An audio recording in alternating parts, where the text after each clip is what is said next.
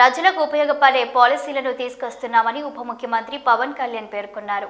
ముఖ్యమంత్రి చంద్రబాబు నాయుడు అధ్యక్షతన జరుగుతున్న కలెక్టర్ల సదస్సులో మంత్రి మాట్లాడుతూ ప్రభుత్వ విధానాలను క్షేత్రస్థాయిలో తీసుకెళ్లాల్సిన బాధ్యత అధికారులదేనని పేర్కొన్నారు. ప్రజలు ఎంతో విశ్వాసంతో భారీ విజయాన్ని అందించారని ప్రభుత్వ విధానాలను క్షేత్రస్థాయిలో తీసుకువెళ్లాల్సిన బాధ్యత అధికారులదేనని తెలిపారు.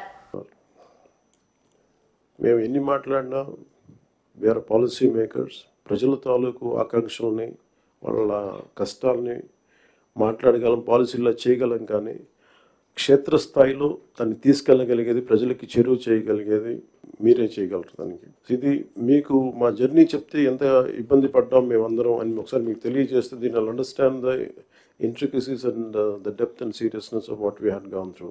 గత ప్రభుత్వం మా అందరినీ చాలా ఇబ్బంది పెట్టింది. ఉన్నతాధికారుల చేత, రెవెన్యూ యంత్రాంగం చేత సినిమా టికెట్లు అమ్మించడం దగ్గర నుంచి, ఇసుక దోపిడీ చేయడం దగ్గర నుంచి మా అందరికీ ఏమనిపించింది అంటే బయట నుంచి when we are not in governance, ఇంతమంది ఐఏఎస్ అధికారులు ఉన్నారు, ఇంతమంది సీనియర్ బ్యూరోక్రాట్స్ ఉన్నారు, how come none of them had raise their objection. అంటే మాకు కామన్ మెన్కి ఎలా ఉంటుందంటే బయట నుంచి చూస్తే యూర్ ఆల్ ఎక్స్ట్రీమ్లీ లైక్ మీరు ముసోరి లాంటి చోట నుంచి వచ్చి ఐఏఎస్లు చదివి how come you didn't say no to that? How come you haven't objected for anything, any wrongdoing?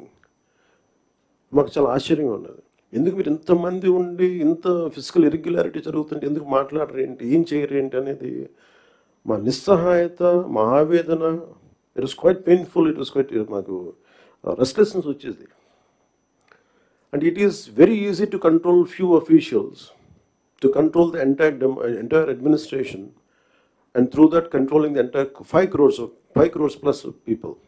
వార్తలకు స్వాగతం. వివరాల్లోకి వెళ్తే ఆంధ్రప్రదేశ్ ముఖ్యమంత్రి నారా చంద్రబాబు నాయుడు అధ్యక్షతన సచివాలయంలో కలెక్టర్ల సదస్సు ప్రారంభమైంది.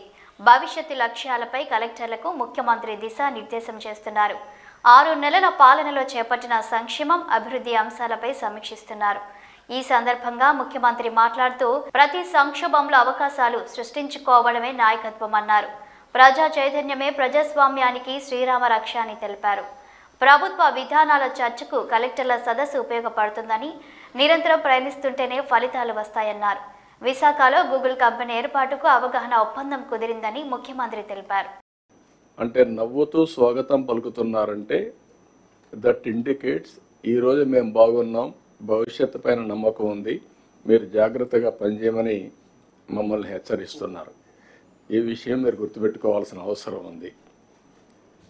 అయితే చాలా సవాళ్ళు ఉన్న మీరు చూసినప్పుడు మీకు కూడా కలెక్టర్స్కి ఏమైనా జీతాలు వచ్చాయి, మీరు అప్పుడు కలెక్టర్స్ లేరు కాబట్టి మీకు తెలియదు. కానీ సీనియర్ ఆఫీసర్స్ కూడా మొదటి తారీఖు జీతాలు రాలేదు. అక్కడి నుంచి జీతాలు మొదటి తారీఖు ఇస్తున్నాం, పెన్షన్లు మొదటి తారీఖు ఇస్తున్నాం. ఎవరైతే వర్క్ చేసిన ఎక్స్ ఎంప్లాయీస్కి కూడా, రిటైర్డ్ ఎంప్లాయీస్కి కూడా పెన్షన్స్ అన్ని ఇవ్వగలిగాం. అదే సమయంలో డిపార్ట్మెంట్స్ అన్నీ కూడా, డీఫంక్ట్ అయిన డిపార్ట్మెంట్స్ అన్నీ కూడా కరెక్ట్ చేసి మళ్ళా దారిలో పెట్టే పరిస్థితికి వచ్చాం. అదే సమయంలో మీరు ఒకసారి చూస్తే రాష్ట్ర భవిష్యత్తును దెబ్బతీసే విధంగా అనేక తప్పులు జరిగాయి. నాకు కూడా ఆవేదన ఉంది, బాధ ఉంది, కసి ఉంది, కోపం ఉంది. కానీ అదే సమయంలో జాగ్రత్తగా చేయకపోతే ఇంకా డిమారలైజ్ అయ్యే పరిస్థితి వస్తుంది. కాబట్టి నేను ఎక్కడా కాంప్రమైజ్ కాను. Be clear all of you.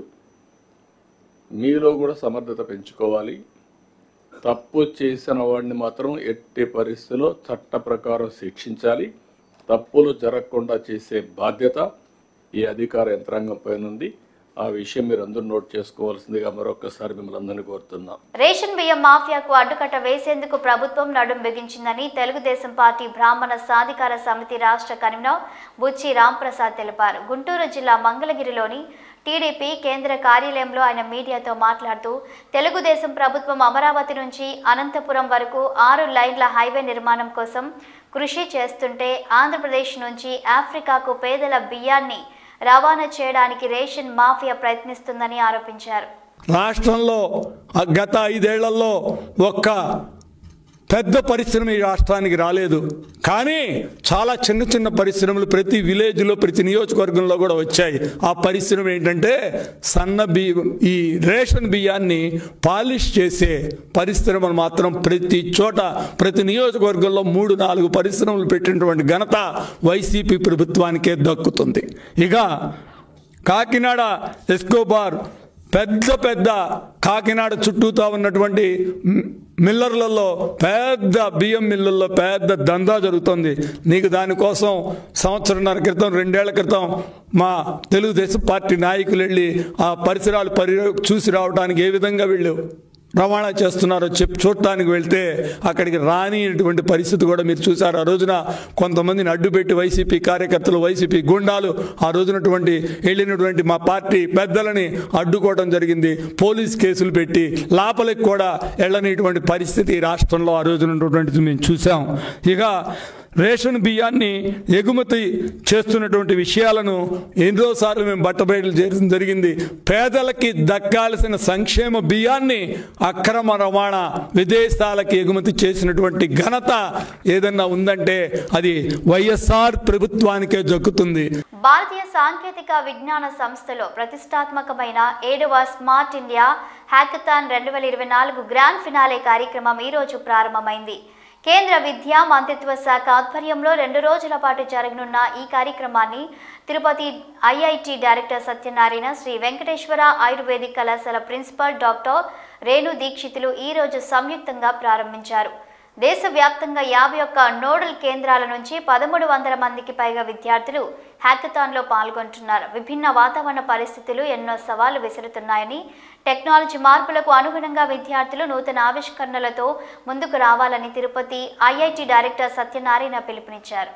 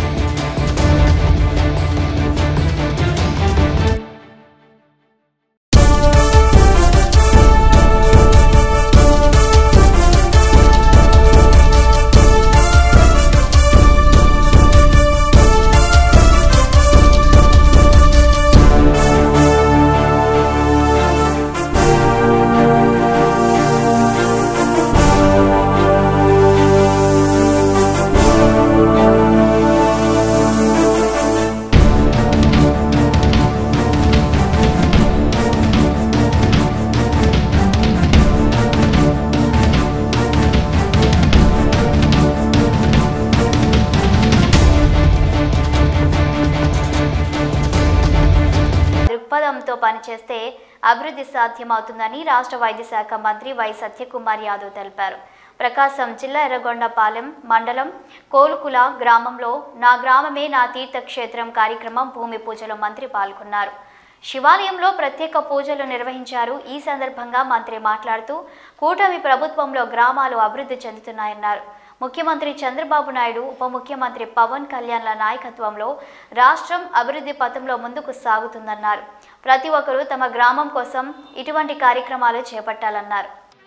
ఇవాళ నాకు అవకాశం వచ్చినప్పుడు నేను ఏమైనా చేయాలనుకుంటున్నప్పుడు ఆ గ్రామానికి కావాల్సిన ముందు బడి, గుడి ఈ రెండు కావాలా, లేదా మంచిది వెళ్ళాలా, లేదా నేను వాటికి పరిమితమయ్యాను బడి, గుడికి. కానీ వాళ్ళని చూసిన తర్వాత నాకు మళ్ళీ అనిపిస్తుంది ఆ ఊళ్ళో ఇతరత్ర కార్యక్రమాలు కూడా, నైపుణ్య శిక్షణ కానీ, వృత్తి శిక్షణ కానీ, లేదా ఆరోగ్య సంరక్షణ కార్యక్రమాలు కూడా చేపట్టాల్సిన నా బాధ్యతని నాకు ఇవాళ రాఘవ్ గారు ఈ గ్రామాన్ని తీసుకొచ్చి గుర్తు చేసినట్టుగా నాకు అనిపిస్తుంది. నిజంగా ఏ ఉద్దేశంతో అయితే ఆ కార్యక్రమాన్ని తీసుకొచ్చేవాళ్ళు ఉద్దేశం నెరవేరుతుందా లేదా అనే విషయం మీద సమీక్ష జరుగుతుంది. కాబట్టి ఖచ్చితంగా ఉండాలి. ఎందుకంటే ఈ రాష్ట్ర అభివృద్ధి కోసం పరితపిస్తున్న నాయకుడు చంద్రబాబు నాయుడు గారు, పవన్ కళ్యాణ్ గారు, ఇవాళ దేశం అభివృద్ధి కోసం పరితపిస్తున్న నాయకుడు నరేంద్ర మోడీ గారు. ఇవాళ మనం భారతదేశం అంటే ఒకప్పుడు చాలా గుర్తింపు ఉండేది, ఖ్యాతి ప్రపంచమంతా వ్యాపించి ఉండేది. మీడియా మిత్రులకు తన తండ్రి మోహన్ బాబు, అన్న విష్ణు తరపున క్షమాపణ చెబుతున్నట్లు నటుడు మంచు మనోజ్ తెలిపారు. ఇలాంటి రోజు వస్తుందని ఊహించలేదన్నారు. జర్నలిస్టుల కుటుంబాలకు ఎప్పుడు తోడుంటానని చెప్పారు. హైదరాబాద్లో మీడియాతో ఆయన మాట్లాడారు. నా కోసం వచ్చిన మీకు ఇలా జరగడం బాధగా ఉందన్నారు. మీడియాతో మాట్లాడే సమయంలో ఆయన భావోద్వేగానికి గురై కన్నీరు పెట్టుకున్నారు. ఇలాంటి రోజు వస్తుందని ఊహించలేదండి. నిజంగా మీడియా మిత్రులకి, ముఖ్యంగా ఇద్దరు అన్నలకి నా క్షమాపణలు. మా నాన్న తరపున, మా అన్న తరపున నేను సారీ అడుగుతున్నాను. నేను నీ తమ్ముడు అనుకోండి, మీ వాడిని అనుకోండి, మీకు నీ తోడుంటాను. మీకు ఏదున్నా నాకు ఫోన్ చేసేదండి. నేను ఇప్పుడు ఒక్క కాల్ దూరంలోనే ఉంటాను. I will always be there to support you and your family. And I'm sorry.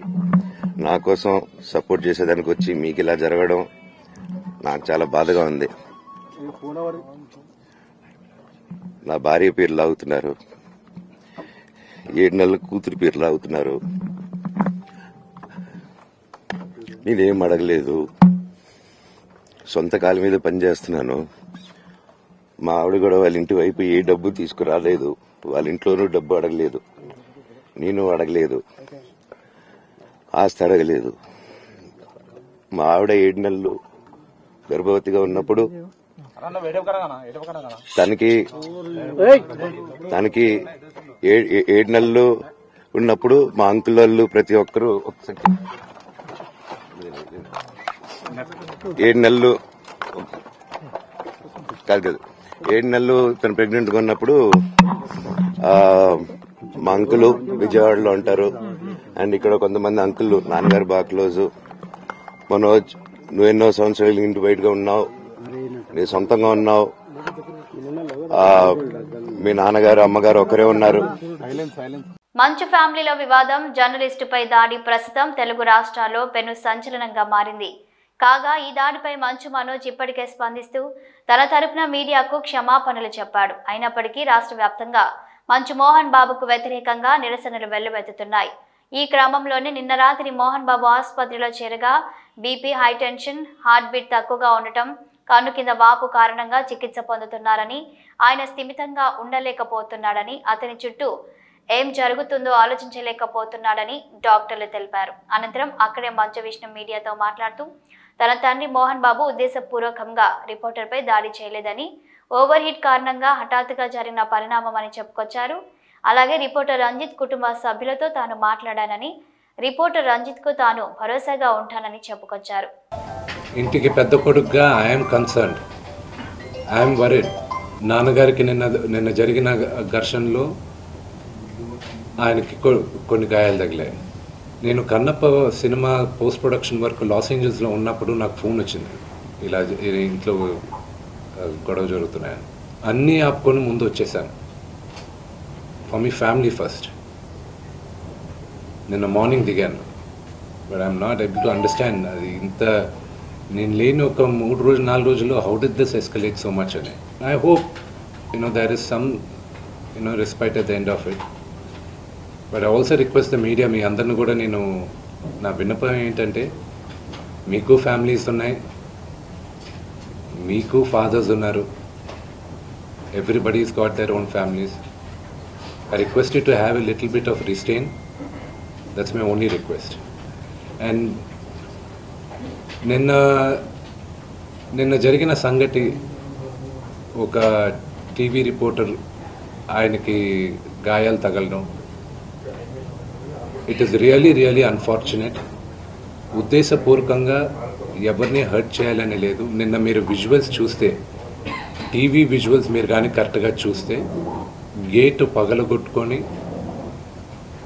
తోసుకొని gate ఎరగొట్టి లోపలికి వచ్చేటప్పటికి ఒక తండ్రిగా ఆయన రియాక్ట్ అయిన విధం చాలా తక్కువని నా భావన.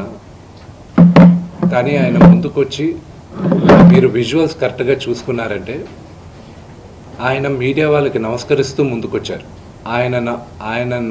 ఆయన చేతులు జోడించి నమస్కరిస్తూ ముందుకు వస్తే, ఎవరో ఒకరు ముందుకొచ్చారు, ఏదో మొహం మీద పెట్టారు, ఆ హీట్ ఆఫ్ ద మూమెంట్లో జరిగిందే కానీ ఉద్దేశపూర్వకంగా ఒక వ్యక్తిని కొట్టాలని కానీ, ఒక వ్యక్తి పైన ఆగ్రహం చూపించాలని కానీ వ్యక్తిగతంగా లేదు. ఆయన గాయపడిన వాళ్ళ ఫ్యామిలీతో నేను టచ్లో ఉన్నాను, వాళ్ళ ఫ్యామిలీ మెంబర్తో మాట్లాడాను, వాళ్ళకి చెప్పాల్సింది మేము చెప్పాం.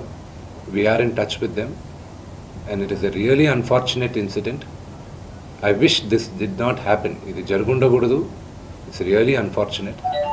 It happen. We all feel sad for it.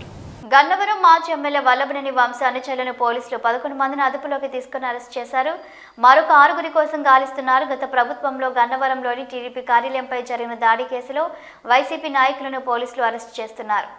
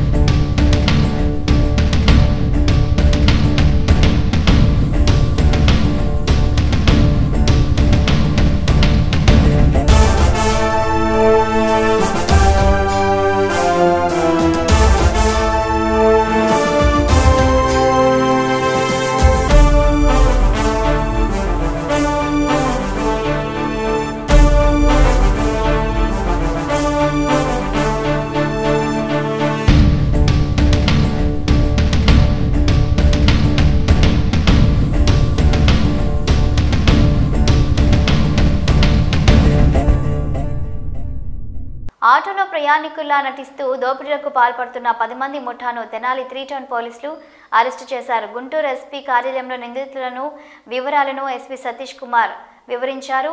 ₹1,00,000 విలువ చేసే బంగారం, 50,000 నగదు, 3 ఆటోలను స్వాధీనం చేసుకున్నామని చెప్పారు. ఇదే తరహాలో దోపిడీలకు పాల్పడుతున్న మరో ముఠాను త్వరలో పట్టుకుంటామని అన్నారు.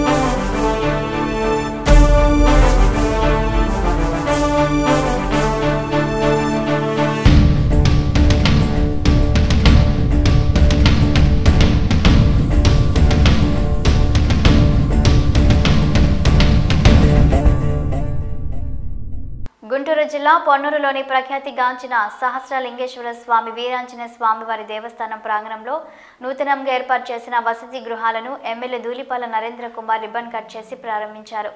ఈ సందర్భంగా ఎమ్మెల్యే ధూళిపాల నరేంద్ర కుమార్ మాట్లాడారు. దేవాలయాలు ప్రశాంతతకు భక్తికి నిలయాలని, అలాంటి దేవాలయాలలో గత ప్రభుత్వంలో పొన్నూరు నియోజకవర్గంలో అనేక రాజకీయ సంఘ వ్యతిరేక కార్యక్రమాలు జరిగాయని విమర్శించారు. దేవాలయాల అభివృద్ధి పేరుతో లెక్కపత్రం లేకుండా కోట్ల రూపాయలు వసూలు చేసి సొంతానికి వినియోగించుకున్నారని దుయ్యబట్టారు. పెదకాకానిలోని ప్రఖ్యాతిగాంచిన శివాలయం దేవస్థానంలో మాంసాహారం వండిన సంఘటనలో నిందితులపై చర్యలు తీసుకోకుండా అప్పటి నాయకులు వారికి మద్దతు పలికారని విమర్శించారు.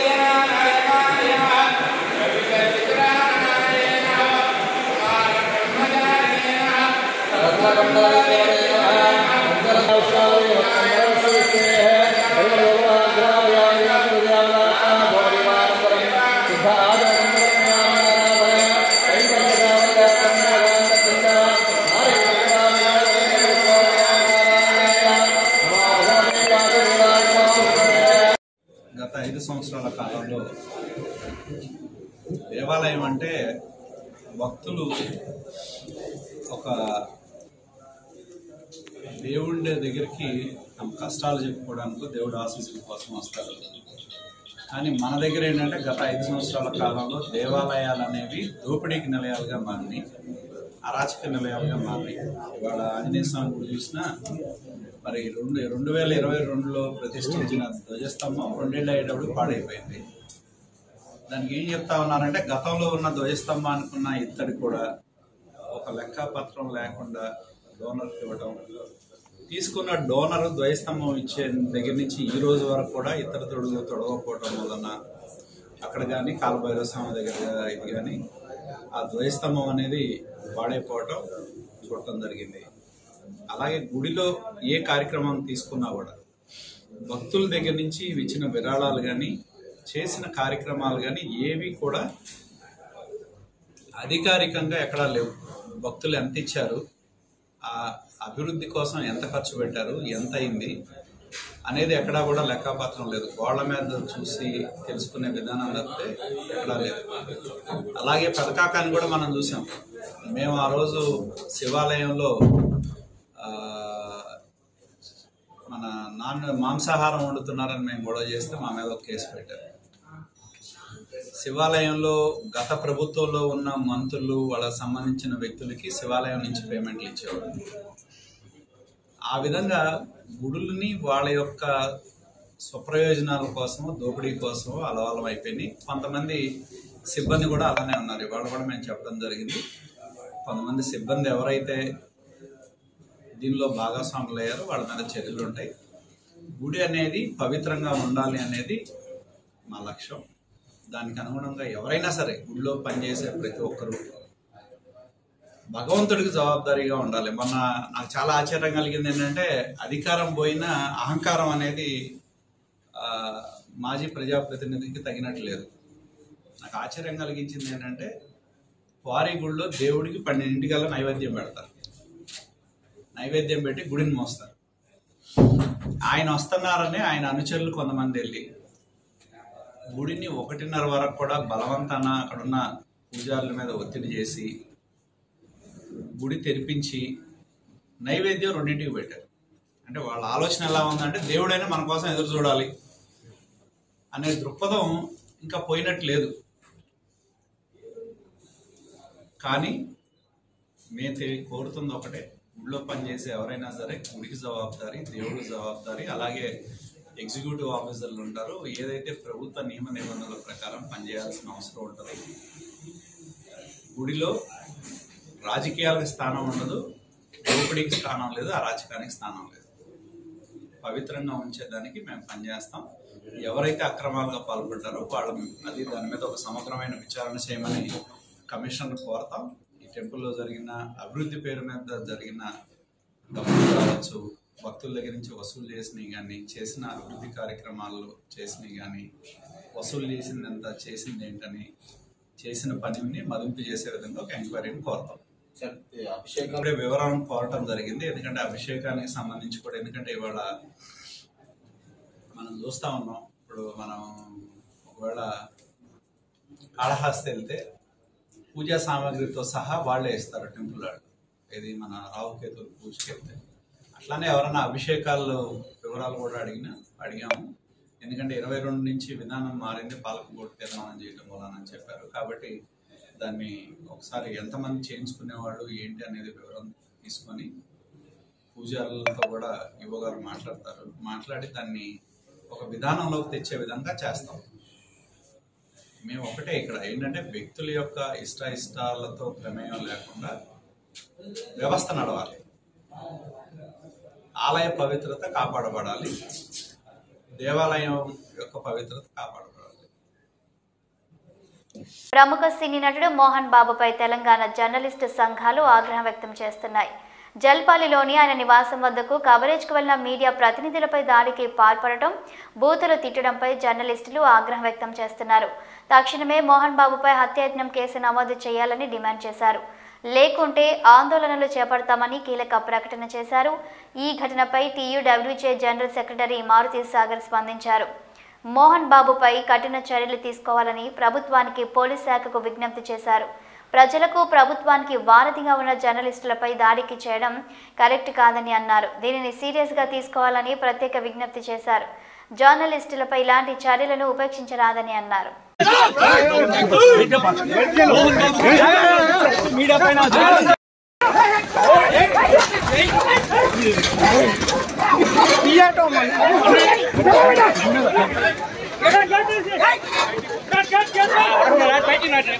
కెమెరాలని వాళ్ళు ఓటి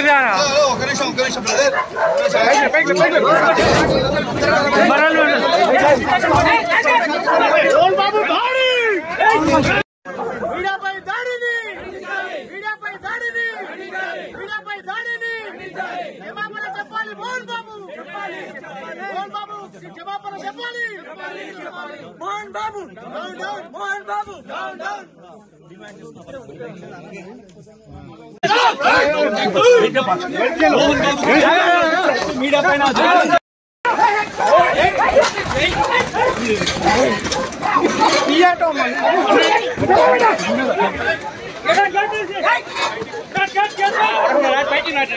కెమెరాలని వాళ్ళు ఓటి